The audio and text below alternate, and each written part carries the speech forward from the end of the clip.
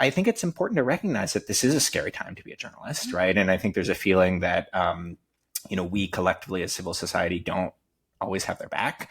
Um, at the same time, I do think that has led to a feeling of fear on the part of a lot of journalists, and a desire to be as careful and as restrained as possible.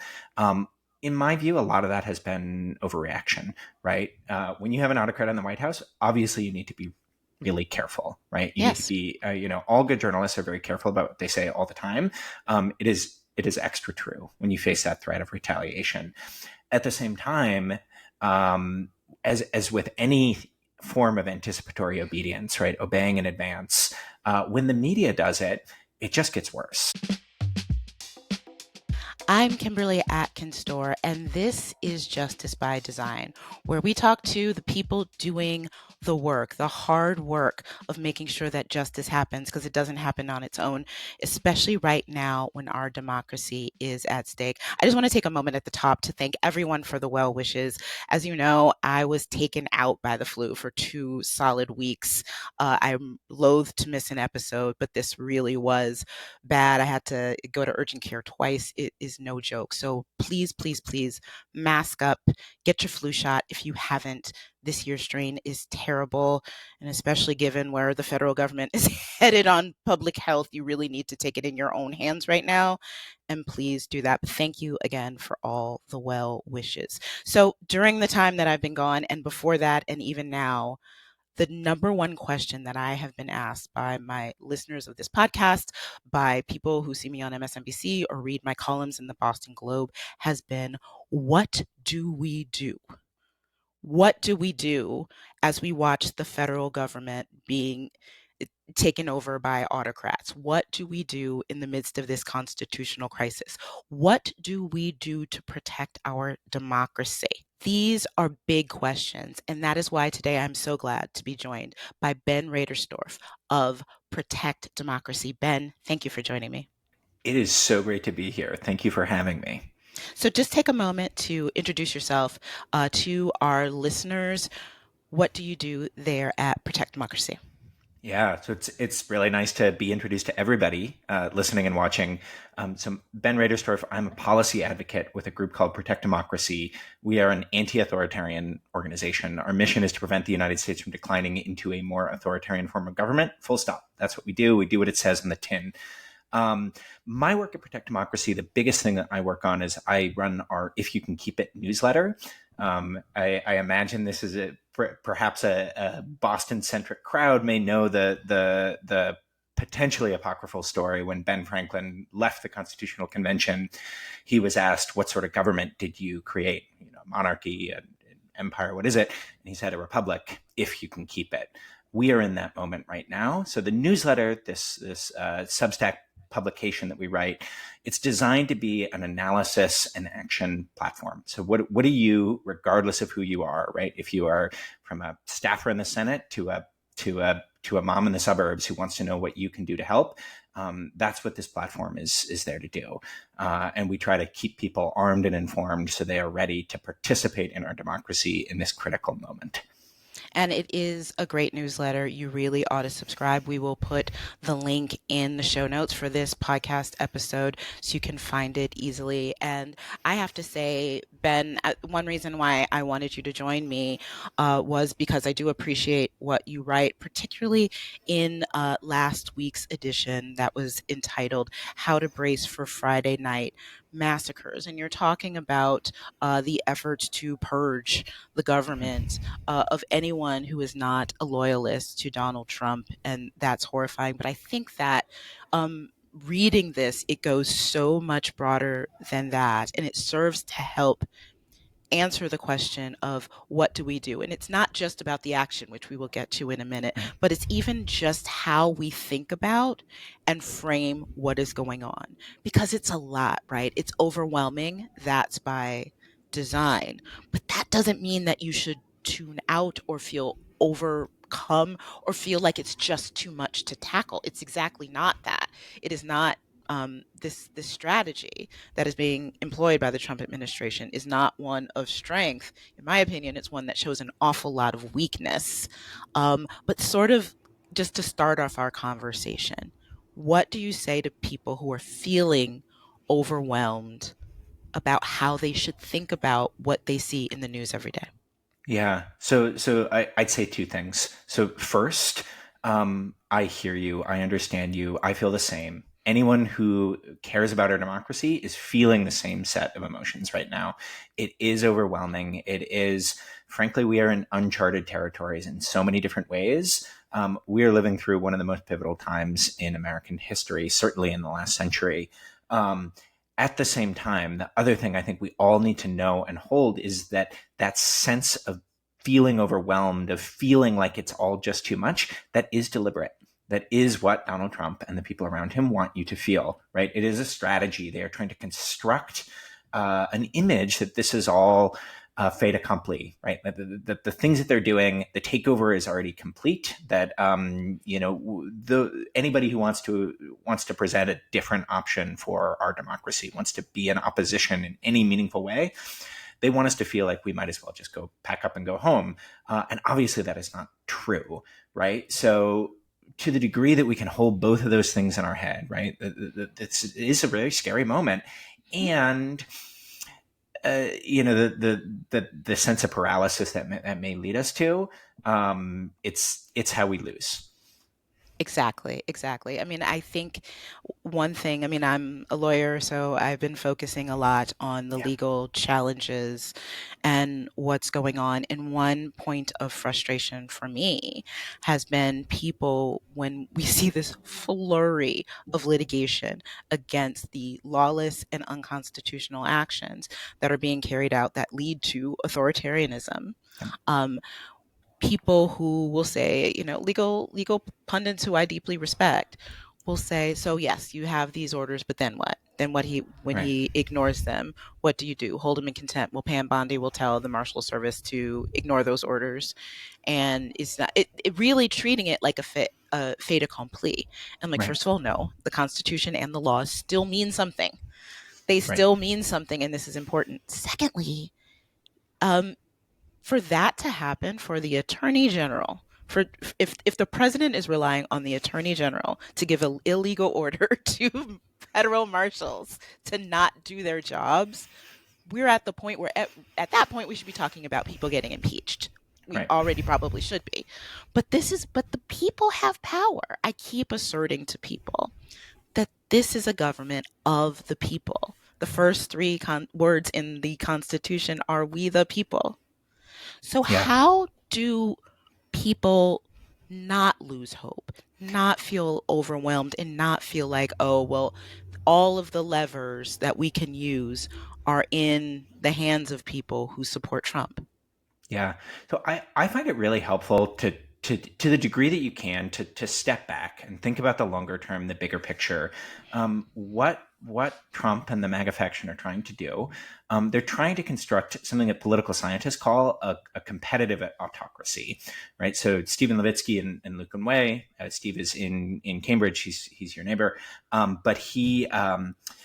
Basically, what they've studied is around the world, we've seen a wave of sort of semi-democracy regimes. So this is, Turkey or Hungary or El Salvador or Venezuela, where you have elected leaders who, instead of getting rid of democracy altogether, right, they keep some elements of competition. So they keep elections, they keep some amount of free press, they allow the opposition to operate to some degree, but they just tilt the playing field in their favor to the degree where things like elections aren't really that meaningful anymore. That's what they're trying to do, right? So that's what all of this builds up into, right? It is an attempt to entrench themselves in power so that future voters can't kick them out, right? That is a very, very difficult process. So even when it comes to things like defying court orders or illegally shuttering agencies or trying to pack the federal government with their henchmen, like all those things work towards that end, right? And that only works if we, the American people, let that work, right? If we decide that we are going to allow the playing field of our democracy to be tilted to the degree where, actually, we're not going to be able to make an informed decision over who our future leaders are going to be. And that, I think for me, when you think about it in that larger term scale, right, that really what Mm, really matters is maintaining our ability um, to make democratic choices in the future.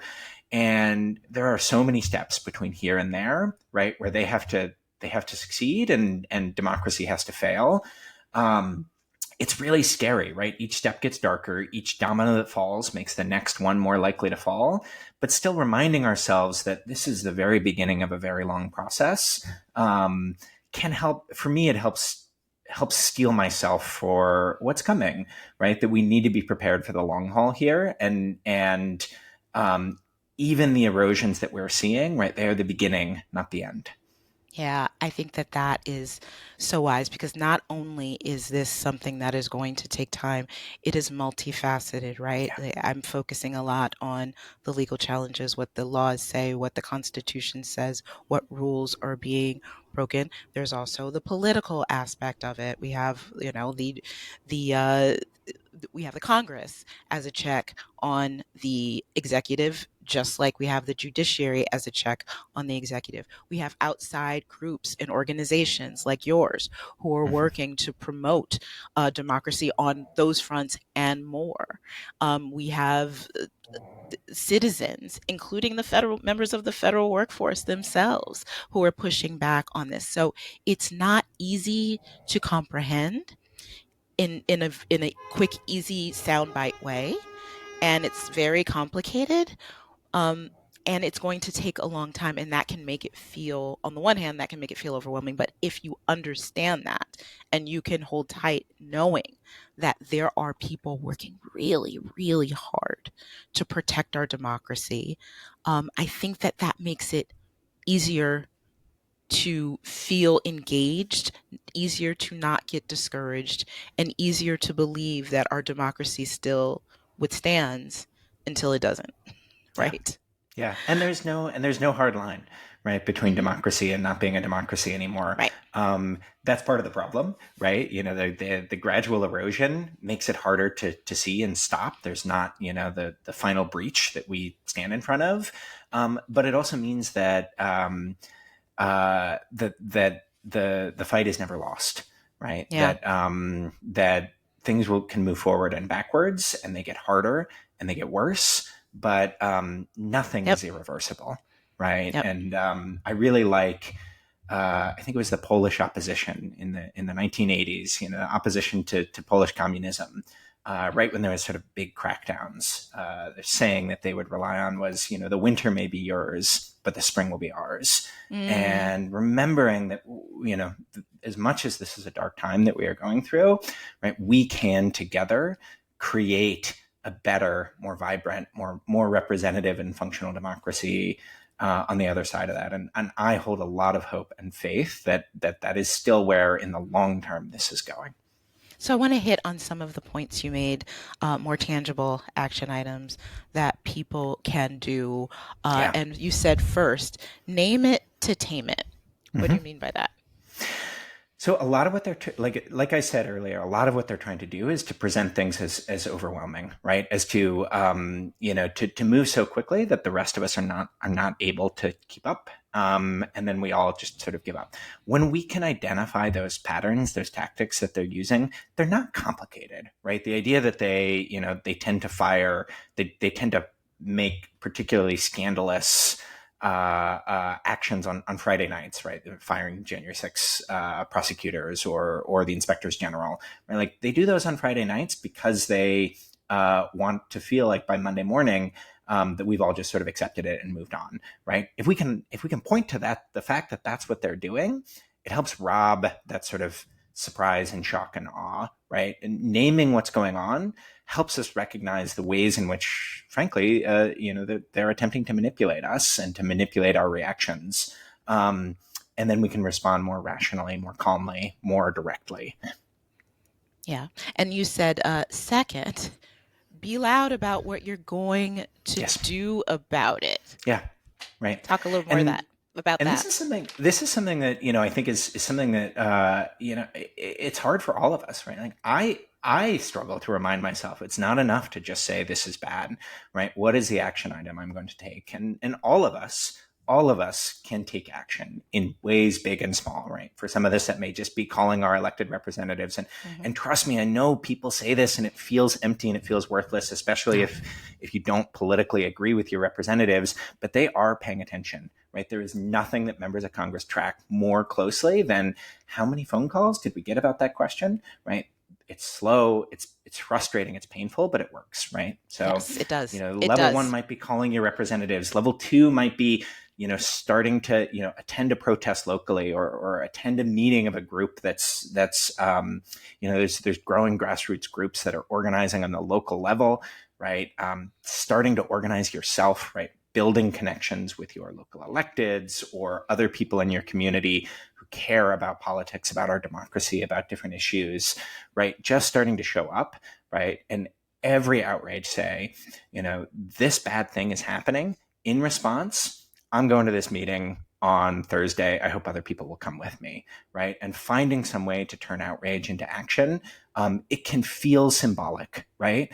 And it at first it is, right. It's breaking that seal of paralysis and saying, I'm going to find some way to do something, but the symbolism becomes meaningful over time, right? And as we all start to do the little things together, we can transform into really impactful, growing movements. And we are starting to see those green shoots of action, of movement, and mobilization really starting to emerge. And I think it's just going to grow. Yeah, I agree with you. I mean, I think this doesn't just work over time, it can have an Yeah. immediate impact too. Listen, Donald Trump lives for the applause, to paraphrase Lady Mm-hmm. Gaga.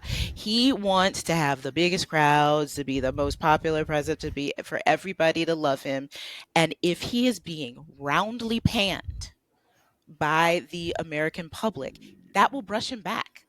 I don't underestimate the power of that. That's why you have seen him, by and large. One reason that I don't take a defeatist attitude toward whether it's contacting your members of your elected officials, contacting the White House, contacting whoever you need to let them know that you don't that these elected officials work for them, and people in the executive through the election of the president work for them. um, that is important. You are booing and hissing him, and he does not like that, and he tends to be brushed back from those actions. Certainly, if you look at the legal challenges from his first term, and even the some of the challenges about funding and stuff, Yeah.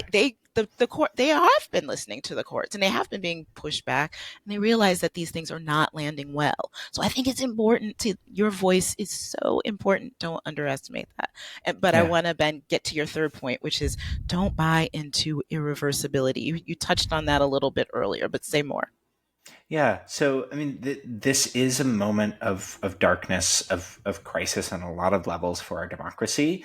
And we are going to see a lot of harm, right? There's going to be harm both to our institutions, but more importantly, to real people who are impacted by the things that are happening right now. Um, it's terrible. It's tragic. It's painful. Very little of it is irreversible, right? Some of that can happen in the short term. We've seen legal strategies that are already bearing fruit in terms of blunting some of the worst impacts and most illegal or unconstitutional actions. That part seems to be working. Some of it is going to be longer term, right? We're not going to see reversibility for 2 years or 4 years, but in 10 years, we absolutely can, right? And holding on to the conviction that everything that happens, we know that over time we can counter it and reverse it and make things better, not just worse. Um, that's what we have to hold on to because it's true, right? And the only reason that ceases to be true is if we all give up hope on that possibility. Yeah. So one persistent problem right now is how do we get our information? Where do Yep. we know?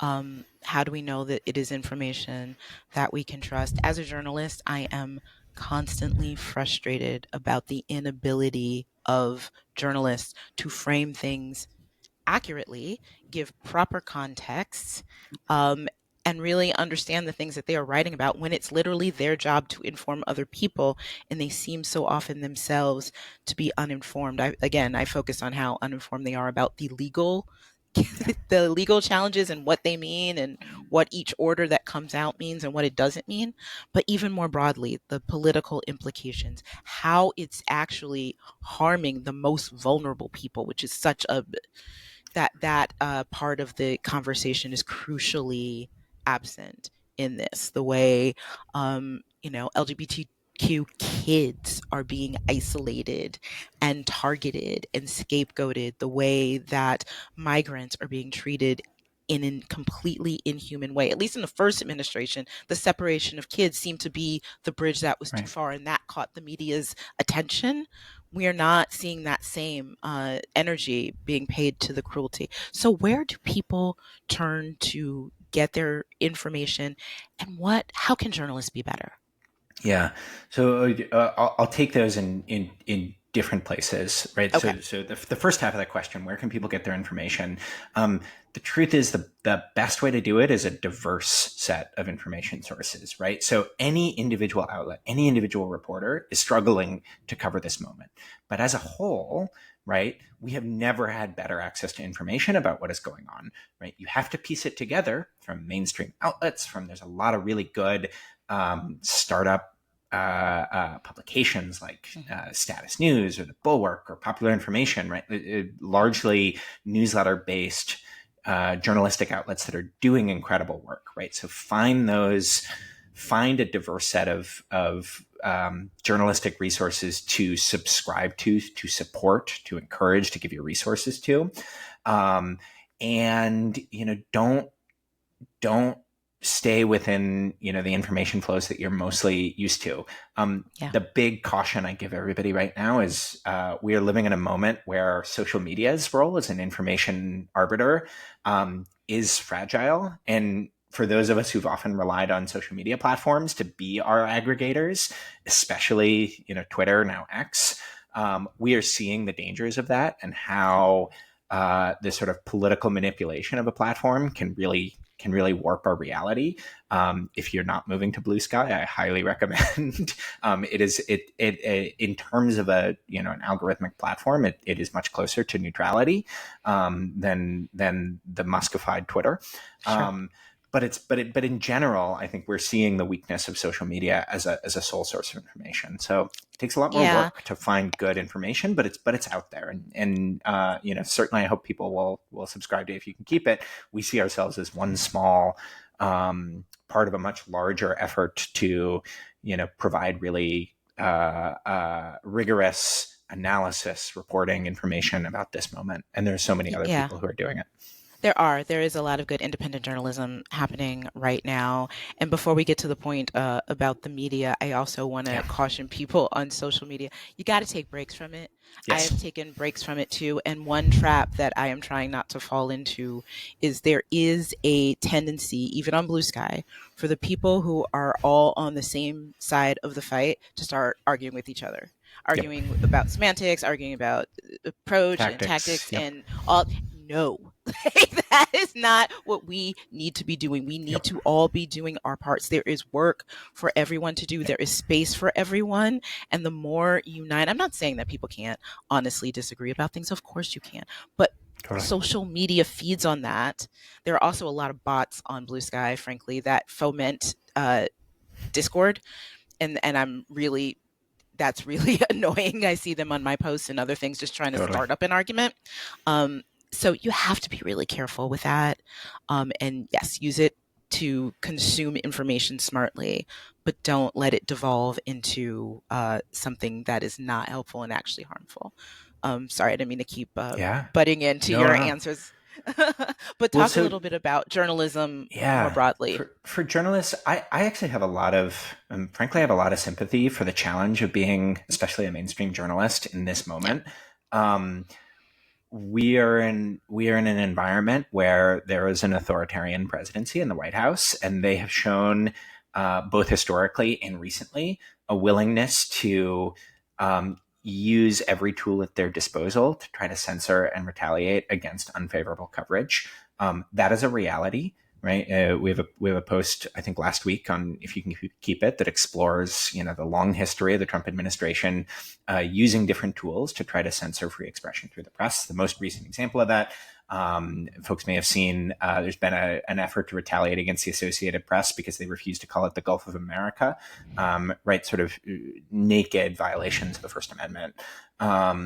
So the net effect is this is a scary and unprecedented environment to be a journalist in, right? And the feeling of risks and threats, from defamation lawsuits, frivolous defamation lawsuits to, even just your own physical security. We've seen Elon Musk and others, try to single out and target individual reporters for their for the reporting, trying to send online supporters, off to hound the journalists just for doing their job. So Yes. I think it's important to recognize that this is a scary time to be a journalist, right? And I think there's a feeling that, we collectively as civil society don't always have their back. At the same time, I do think that has led to a feeling of fear on the part of a lot of journalists, and a desire to be as careful and as restrained as possible. In my view, a lot of that has been overreaction, right? When you have an autocrat in the White House, obviously you need to be really careful, right? You need to Yes. be, all good journalists are very careful about what they say all the time. It is extra true when you face that threat of retaliation. At the same time, as with any form of anticipatory obedience, right, obeying in advance, when the media does it, it just gets worse, right? If you start tempering your coverage because you're worried that the president is going to retaliate you, or Elon Musk is going to try to send his supporters online after you, that just encourages more of the same, right? And I do think even in just over the past week, we are seeing a recognition from a lot of mainstream news outlets that this is not something that can be. This environment is not something that can be sort of both sides or wishy-washed, right? That good journalism demands that this White House be covered aggressively and truthfully and honestly. And it takes time, right? It's a collective action problem. But I think we're starting to see reporters, feel a little more confident in covering things as they are, right? Even if that feels risky or vulnerable. And what all of us need to do is we need to not just criticize when it feels like outlets are not meeting that standard, but we need to be the first ones there to celebrate, to support them, to back them up, both when they cover things well and accurately and unflinchingly, Yeah. and when they're targeted for retaliation, right? So, the AP feels like a really important test. And honestly, folks out there listening, now might not be a bad time to go out and just go, the AP is a nonprofit, right? Go donate $5 just to show them that, you're there with them as they're being targeted right now. Same thing for other outlets, right? If this continues, right, I hope the White House Correspondents Association, the reason it exists is to protect against this sort of thing, right? We need collective action by the media to resist this, the censorship and retaliation efforts, because the truth is, right, it's a first they came for the Associated Press kind of thing. Yep. If we say nothing, we're all going to be next. That's absolutely true. I do appreciate that you led with humanity there because it is a difficult time It's a tough time. to be a journalist in the face of an administration that is openly, oh gosh, I mean, who openly has been calling us the enemy of the people for Right. a decade, Right. um, and ramping up threats to subpoena, arrest, sue, uh, turn the courts on journalists, Yes. and also fomenting a lot of hatred toward members of the press, the only industry that has express protection in the Bill of Rights, that can put a lot of people in danger. So I Yep. do say that, and that is an important point. But again, we can hold two thoughts at the same time. We need to be supportive of journalists. I always say a lot to my listeners. So one of the best things you can do is to support your local news Yes. organization. Local news organizations in particular Yep. that are doing hard work against untold circumstances, who don't always have the ability, like I do working at a major newspaper, to have lawyers and other people who can fight back against those sorts of attacks. They may not have that supporting legal funds that protect journalists. There are a Yep. lot of things you can do. So, yes, you can correct them when they don't get it right, but support them. You can do both Yes. things at the same time. Ben, we could talk about this for hours, but I highly encourage everyone to subscribe to the newsletter if you can keep it. And Ben, thank you so much for joining me on Justice by Design. I think this has been really useful. It's been useful for me, and I know it's been useful to the listeners too. This was such a treat. I'm such a fan of the pod, so it was great to be here. Thank you for having me. Ben leading with humanity in that moment reminded me of something that I was thinking about just this morning that I think it's important for all of us to keep in mind. I have seen a lot of people criticize, remember the comment that former First Lady Michelle Obama said, when they go low, we go high, criticizing that as if that meant we lie down or we give up or we let those on the wrong side of justice win without a fight. I think y'all got Michelle totally twisted on that. She is a Black woman who came from, as Elizabeth Warren likes to say, the jagged edge of the middle class on the south side of Chicago, faced untold barriers to become a legal professional working in one of the best law firms in the country, having her own political career with the city of Chicago, running major institutions and showing by example that even a president can marry up. She is a smart woman. She did not talk about lying down, but what she talked about is you don't give up your righteousness in your fight. You still fight like hell, to quote somebody, but you do so knowing that justice is on your side, and you don't do it with the meanness, with the cruelty, with the hate, with the belittling, with the dehumanization that you see the other side done. So when you're talking about leading with humanity, you can still fight like hell, but you fight for marginalized people who are being hurt worse, the most, by these authoritative actions by the federal executive branch. You talk about the importance of not demonizing immigrants. You talk about protecting children, protecting people of color, protecting women.